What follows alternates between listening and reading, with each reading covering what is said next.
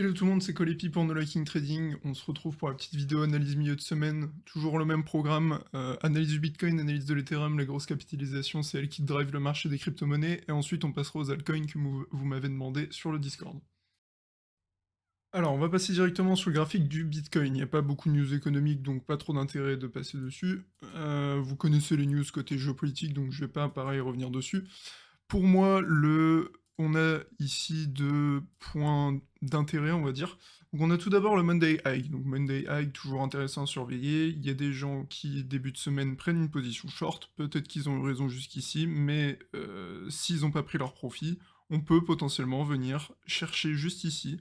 Et à ce moment-là, on aurait ce qu'on appelle une petite déviation. Donc c'est-à-dire que, hop, on vient tout simplement chercher soit leur stop loss, soit leur trade qui est à break-even, et on réintègre directement. Donc ça c'est assez classique, on vient juste gratter la liquidité, bon là en l'occurrence vendeuse, et on réintègre. Mais pour moi c'est pas le point d'intérêt principal à la hausse. Pour moi le principal point d'intérêt c'est comme toujours c'est 41-42K. Donc pourquoi les 41-42K? C'est d'abord dans un premier temps ce qui est noté un point pivot, donc pivot point. Ici, on l'a testé en tant que résistance et tout sur cette longueur, on l'a testé en tant que support. Donc ça en fait un point qui est regardé par beaucoup.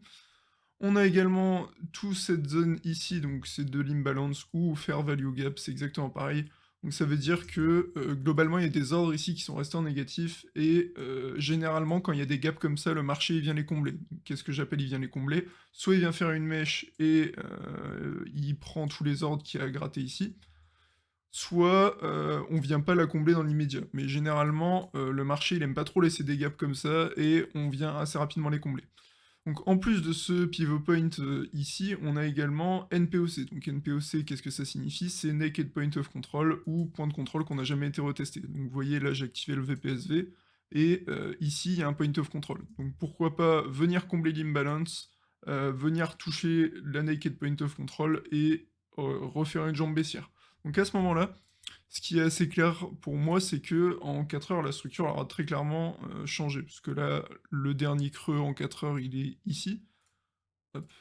Le dernier creux en 4 heures, il est ici. On en fait un ici, donc beaucoup plus bas. Et potentiellement, si on vient se heurter contre ce niveau-là, ce pivot point, cette fair value gap, pour moi, ça marquera un lower high, donc un sommet plus bas que le précédent. Donc vous voyez, l'ancien sommet, il est ici. On vient faire un nouveau sommet sur ces niveaux-ci, il est plus bas que celui-ci. Donc à la baisse, les niveaux pertinents, pour moi, c'est globalement uniquement les 34K qui pourront encore servir ici de support, comme ils ont déjà servi il y a quelques semaines. Et en dessous, ça sera directement weekly support ou les 30 000 $. Donc ça, c'est vraiment le niveau que tout le monde regarde, et j'ai déjà expliqué pas mal de fois en live pourquoi je ne rachèterai pas ce niveau. Donc ça, c'est simplement parce que tout le monde le regarde en fait. Tout le monde n'attend que ce niveau. Si on regarde sur Trading Light un peu où sont les ordres placés, il y en a énormément qui sont placés sur les 30 000 $. Donc c'est pour ça que j'ai pas envie de racheter ce niveau. Donc moi personnellement, ce qui m'intéresserait, c'est voir un peu la price action en plus basse time frame sur les 42 000, 41 000, enfin bref, dans tout ce niveau-là, voir un peu ce qui se passe de manière plus concrète en petite time frame, et pourquoi pas amorcer un short. Donc ce short, il aura probablement pour objectif soit la Monster Open, soit une expansion en dessous des 37K. Donc là pour l'instant, les acheteurs ont repris la main ici, et ça semble plutôt clair. Donc, concernant l'Ethereum maintenant, on va passer sur le graphique de l'Ethereum, je vais me mettre en 4 heures, ça sera un peu plus propre. On est toujours dans cette tendance très franchement baissière, donc sommet ici qui est plus bas, hop. Sommet ici qui est plus bas que le précédent, et ici on a un petit sommet, bon peut-être qu'il n'est pas forcément à prendre en compte celui-là, mais bref, la tendance ici elle est très clairement baissière. Donc pour moi, pour changer de tendance, en tout cas en 4 heures, ce qui m'intéresserait, c'est de passer les 2770, on va dire, ici, et réclamer, marquer un creux qui est plus haut que le précédent. Pour l'instant, le creux ici, il est toujours plus bas que le précédent qui était là, ou même celui-ci. Pour l'instant, la tendance, elle est très clairement baissière, donc aucune raison de prioriser de l'achat pour Ethereum, en tout cas pour, encore une fois, dans une optique trading. Si vous voulez investir, on est toujours sur des niveaux intéressants entre 2300 et 2000, voire 1800, pour moi, c'est les niveaux intéressants pour investir sur Ethereum. Moi, j'ai commencé à investir en spot sur Ethereum sur les 2700 ici. Donc voilà pour la petite transparence. Ce qui est assez intéressant, c'est de voir que si on arrive bien à reprendre ici ce niveau et à réentamer une tendance baissière, en daily, hop, je vais repasser en daily, ça marquera aussi un, creux plus haut que le précédent. Donc là, il y a l'ancien creux, là, il y a un nouveau creux et il est plus haut que le précédent, donc LL et là, ça pourrait être un, higher low, donc un creux plus haut que le précédent.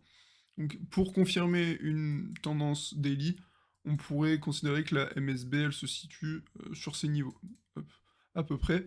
Donc si on arrive à passer ensuite, donc là, si la tendance H4 change bien, derrière, on pourrait, imaginer qu'on retournerait dans ces niveaux de prix et à ce moment-là, on pourrait potentiellement changer cette MSB, enfin cette structure de marché, pardon, changer cette structure de marché et à partir de là, récupérer ce niveau, idéalement tester, ces environs et refaire une nouvelle jambe haussière. Et là, à ce moment-là, on repartirait, pardon, dans un marché haussier. Concernant l'Ethereum contre le Bitcoin, donc une paire que j'aime beaucoup regarder, pas grand-chose qui a évolué non plus, on est toujours sur une structure baissière avec des creux et des sommets de moins en moins hauts, à part qu'on a fait un beau petit double bottom ici, donc, que je trouve assez intéressant. Après, est-ce que il est significatif pour le moment et est-ce qu'il change mon billet sur Ethereum? Non. Je pense toujours qu'on aura encore une jambe baissière sur ce niveau des 60 000 Satoshi, c'est vraiment le niveau qui me paraît pertinent pour le moment. Pourquoi pas après refaire une petite jambe haussière et finir par aller chercher le bas de ce canal. Le bas de ce canal, il se situe aux 56 000 Satoshi, et c'est globalement là qu'il faut vraiment que ça tienne, parce que sinon, vous voyez, après, il n'y a pas grand-chose qui retient Ethereum d'aller beaucoup plus bas. Donc il faut vraiment que ce niveau des 56 000 tienne, et si ça lâche, donc là, idéalement, voir soit une petite prise de liquidité, réintégration, et on repart vers des plus hauts. Ça, c'est ce qui m'intéresse toujours, vous savez, j'aime bien quand je vois de la prise de liquidité. Mais surtout, ce qui m'intéresserait, c'est vraiment racheter le bas de ce canal, et racheter aussi ce niveau-là probablement. Donc ça devrait à peu près nous conduire sur ETH, contre le dollar à des niveaux comme 2000 ou 1800 $. Donc ça, c'est vraiment les niveaux qui m'intéresseraient pour acheter de l'Ethereum en spot, pour de l'investissement long terme. On va maintenant passer au Atom dont je parle pas mal en ce moment étant donné qu'il m'est beaucoup demandé et pour cause, c'est une des seules altcoins qui tient encore à peu près le choc, face à la conjecture du marché actuel. Donc c'est évident que c'est une altcoin à garder, dans son radar. On va voir un peu maintenant, qu'est-ce que sont les points d'intérêt, quels sont les points d'intérêt plutôt, excusez-moi. Heu, Globalement, ici, ce qu'on peut voir, de manière très, très simple, c'est que on est enfin venu chercher la liquidité daily qui, traînait sous ce creux. Donc, ça, c'est vraiment intéressant. Moi, j'aime vraiment bien quand on vient prendre de la liquidité. Après, pour, personnellement, que je prenne une entrée pour une position investissement, ce que je voudrais avant tout, c'est que on change la structure daily et pour ça, qu'est-ce qu'il faut? Il faut qu'on marque un nouveau creux, un nouveau sommet pardon, plus haut que le précédent, donc le dernier ici, et idéalement qu'on se fasse un creux plus haut que le précédent. Et là, du coup, je rentrerai sur le creux. Donc j'attends la cassure de structure du marché, j'attends que le creux plus bas, plus haut que le précédent soit marqué, et après je rentre. Et là, ça m'intéresse, là, j'ai beaucoup de confirmations, et en plus de ça, j'ai même la confirmation que on a liquidé tous ceux qui avaient mis des stop loss trop proches des derniers creux. Donc ça m'intéresse beaucoup. On va maintenant passer au Atom, mais cette fois-ci contre le BTC. Vous savez que j'aime bien regarder la chart contre le BTC aussi, et on peut voir qu'on a marqué un creux ici et un creux ici qui est plus haut que le précédent. Est-ce qu'il est forcément très significatif? Non, parce qu'il n'y a pas énormément de temps entre les deux creux. Vous voyez, c'est très très rapproché. Nous, ce qu'on aime bien voir, c'est des sommets comme ça et des nouveaux sommets comme ça. Donc là, ça marque bien, il y a bien une bonne période de temps entre deux. Que vraiment ici, rapproché comme ça, c'est moins significatif, en tout cas à mon sens. Ce que j'aimerais bien voir pour mieux confirmer ça, ça serait casser la structure du marché en passant au-dessus de la MSB et attendre un nouveau creux qui sera, lui, plus haut que le précédent et surtout beaucoup plus significatif. On va maintenant passer à l'aile ronde, qui vous intéresse également pas mal. Assez simplement, comme beaucoup d'altcoins, contrairement à Atom notamment par exemple, ce qu'on peut voir, c'est que la tendance sur, Elrond, elle est toujours très baissière. On a toujours des creux, des sommets de plus en plus bas. de manière très pragmatique, hein. C'est toujours ça, c'est toujours ce schéma. Dans un premier temps, on repère la tendance. C'est vraiment le truc le plus important à faire. Maintenant, la question qu'il faut également se poser, c'est évidemment comment est-ce qu'on repère le changement de tendance? Pour moi, le changement de tendance, il serait assez clair. Ça serait, qu'on passe franchement en daily, hop, excusez-moi, qu'on passe franchement en daily au-dessus de ce niveau. Donc là, on a déjà marqué visiblement un creux qui est plus haut que celui-ci, donc là, il est bien espacé en temps, il est un peu plus significatif pour moi. Faudrait qu'on passe franchement ce niveau du coup des globalement 200 et que on marque derrière un creux qui est plus haut que celui-ci. Et là, à ce moment-là, oui, la tendance, elle serait haussière et ça serait intéressant d'acheter à ce moment-là, pas avant. Pas avant, pourquoi? Parce qu'on a actuellement aucune confirmation que la tendance, elle a bien changé et si vous utilisez, par exemple, les moyennes mobiles, hop, on peut voir ici très rapidement que on est sous, une grande majorité de moyennes mobiles. Donc ce qui veut dire que la tendance, baissière, elle est bien en cours, elle est encore bien installée, pardon, c'est plutôt ça. La chose par contre qui est un peu plus intéressante sur le GLD, c'est sa structure par rapport au BTC. Donc vous voyez que la structure long terme, elle est encore globalement, bullish. Donc vous voyez là, c'est si je prends vraiment du très long terme, hop, comme ça, vous voyez bien que ça fait un bel escalier qui est toujours pour l'instant montant. Donc c'est toujours intéressant d'échanger, son GLD contre, enfin son BTC pardon, contre de l'EGLD, dans le sens où pour le moment la structure est plus haussière et il tient bien le choc, vis-à-vis du Bitcoin. Maintenant, dans l'idéal, si on vise un peu plus court terme, déjà, il faut absolument que ce niveau des 3008 tienne, donc voire un peu en dessous, hein. Là, c'est parce que cette ligne, elle était tracée en weekly, mais globalement, en daily, c'est ce niveau, hop, des 3500 qui importe, parce que vous voyez qu'on a énormément de points de contact dessus.